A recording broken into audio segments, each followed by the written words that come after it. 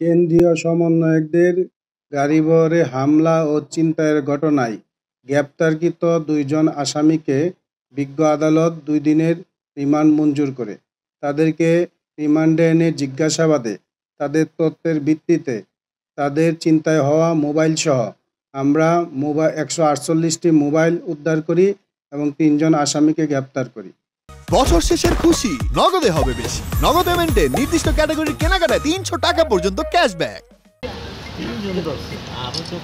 আস্তে আস্তে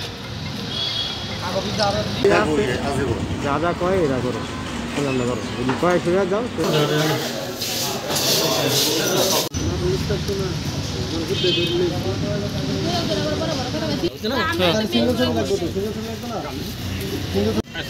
তার করে হেনো দা হেনো তার করে সিঙ্গেল ছবি তুল।